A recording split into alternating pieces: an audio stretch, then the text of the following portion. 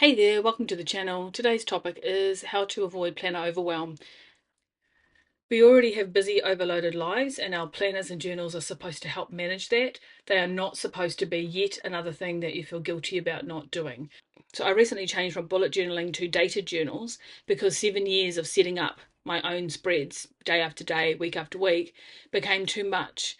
But there are a whole lot of other things that stress me out as well, and now I know what to watch for. The first one is having too much and doing too much. So the first part of that is about the physical items you own. It's all the pens, it's all the stickers, it's all the books, it's the notebooks.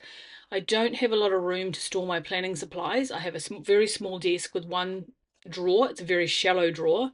I have some cube shelves that are built into the desk and they're really small, and that's about it. So when I have too much stuff, it starts jamming up the drawer, it starts filling up the shelves, it starts piling up on my desk. Every time I want to do something, I have to move everything off onto my bed before I can start to get any work done. And then when I am getting work done, I can't find what I need quickly. And that makes me want to flip a table, quite frankly. Buying more stuff only adds to the stress. With the exception of my dated planners that I use for my annual planning each year, I will try and use what I have first. I have a box of partially used notebooks. There are a variety of colours and types. I have just a general bog standard notebook that you get from any stationery shop here. I have a Moleskine notebook. These are just cheap notebooks that you get from Whitcoulls in a little pack, etc., etc. This one was actually made for me by someone in my Outward Bound watch, and I still haven't had the heart to use it. So I have all of these notebooks, and the first thing I'll do is I'll look through here and see if there's anything that I can use. If I do want to use a new notebook for something, I have a small selection of about, I don't know, about 10 empty notebooks that I haven't used for anything. I have these little project notebooks with their little tabs. They're removable tabs, which is quite handy. I have this beautiful notebook that I bought from the Department of Conservation, I think in Queenstown, when I came home from a tramp that I was doing down there. And again, I haven't had the heart to use it yet, but one day I will have the perfect use, I'm sure. And then I have these Moleskines, and there's two of them left in this series. And you can see how long I've had them. There's a fade mark on them, but I will find a use for those and use them at some stage. So if I do feel like I need to buy something new, and that happens every year with my annual planner, I will research the heck out of it. I also purchased a small Sterling Ink common planner, and I bought that on special. So it was midway through 2024, so these are on special, and I decided to buy them and see if I liked it, and I did. So once I knew that, I knew that I was safe to buy this much more expensive and bigger notebook that would serve me for the full year. I also had a moment where I really wanted to get into fountain pens, so I bought myself a reasonably fancy one. It's about $100 Lamy fountain pen, and it's just a cartridge one. There's nothing super fancy or unique about it. You just buy ink cartridges and you just smush them on when you want to change them out, and it works fine. It was only once I'd bought it and used it for a while that I realised I wasn't actually that into fountain pens after all. So I was really grateful that I hadn't splashed out lots of money for lots of pens, nibs, and inks that then would just sit on a shelf and make me feel guilty because I wasn't using them. In the same bucket as having too much stuff is trying to do too much stuff. Having several journals that have trackers and daily logs and goals and long form journaling, and having them all in separate notebooks, and you have to go through every single one every single day and colour in a little box, and you're never actually going back and using all of that information. You're doing it for the sake of doing it, is overwhelming to anyone. So for myself, I try to avoid having too many daily things. Even now, I think I'm very much on the edge of having too many things to do each night, and I need to review that. On the other end of the spectrum is wanting to have more stuff. Even though I know having too much stuff is stressful, it does not stop me from wanting it. So all of those shelves and acrylic storage bins and gleaming drawers and beautifully set up stationery rooms make my stationery loving heart very glad to see on YouTube, and a part of me wants to devote an entire room to this hobby instead of the little corner of the bedroom where everything is jam-packed in at the moment. But deep down, I know I don't want that. I would fill it all up with stuff that I don't have time to use and then guilt myself out about not doing it. Wanting more stuff is also about wanting to do more stuff. For example, I would love to learn calligraphy, but my handwriting took a dive after years of university, and I know it would take a lot of time and patience to get into good enough shape to do calligraphy with any kind of skill. I know I can put together some tidy writing and nice lettering on the odd occasion I need it, and that is going to have to do. So the lesson learned here is know and understand your limits.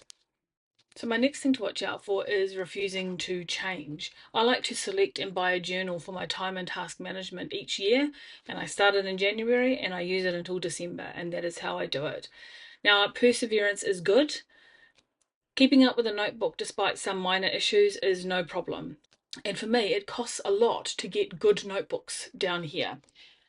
So my Sterling Ink Common Planner costs approximately, once you get through exchange rates and shipping costs about $120 to get down here to New Zealand.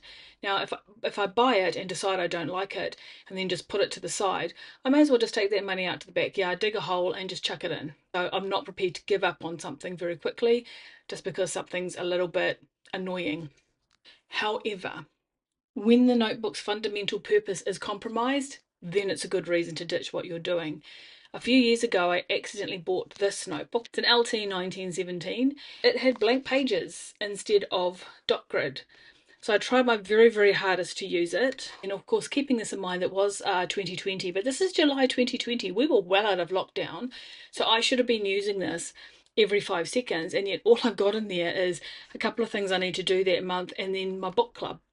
As the year progressed, the pages just got emptier and emptier of it, and I just had a few appointments in there and there was very little else going in there. By the end of the year, I was really, really glad to see it go, and I should have chucked it in earlier. So lesson learned there is don't be afraid to change when you need to change. Of course, the flip side to refusing to change is changing too often. This year I bought a common planner vertical layout for the weeklies. My weeklies are where I do the vast majority of my planning. Now, I'd already tried the weeklies in my previous bullet journal.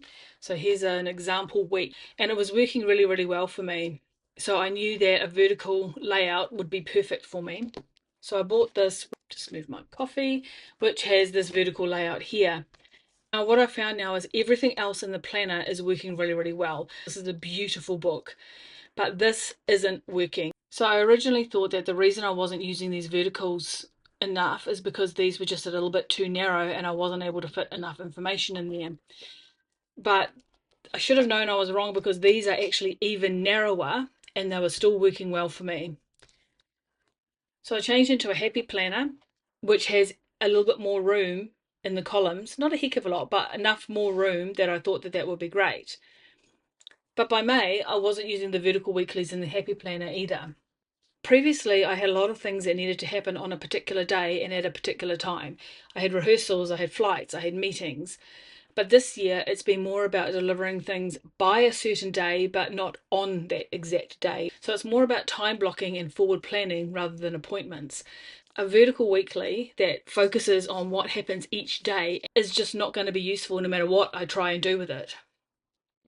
So had I been in another bound planner, I would have flipped my lid at this point. I was feeling completely disconnected from my planner and disorganized and unreliable because of it. I don't like being either of those things. But because I was in a happy planner, and it just happened to be that I swapped a happy planner, I did not foresee this, I just swapped out the verticals for dashboards. Crisis averted. So the lesson learned is that change is good to a point. Last but not least is that old friend slash enemy, perfectionism. And I've put this notebook out because it's one that I've never touched, because I think it's really, really pretty and I don't want to ruin it. So this really comes up, especially if I'm watching a lot of YouTube with planners who are super creative. They have all of the supplies, all of the time in the world, and watching them put together these beautiful spreads makes me feel useless and clumsy and crap at everything, with my pathetic little spreads, with my awful lettering and handwriting, very amateurish. And I think about stories that were told by guitarists in the 1960s when they would watch Jimi Hendrix play. They would want to go home and just burn all their guitars, because what was the point in continuing when someone was that good? So to get myself through this, I remind myself and you, this is not my full-time job. This is my hobby. And I'm doing the best I can with what I have. So every time I want to glue the pages together and do it all again, this time better, this time perfect, I think about that. So there you have it, 5 things that can send me into planning overwhelm. Hopefully this also helps you identify your own triggers so that you can manage it yourself and avoid them as much as possible. Have a great week, and I'll see you in the next video.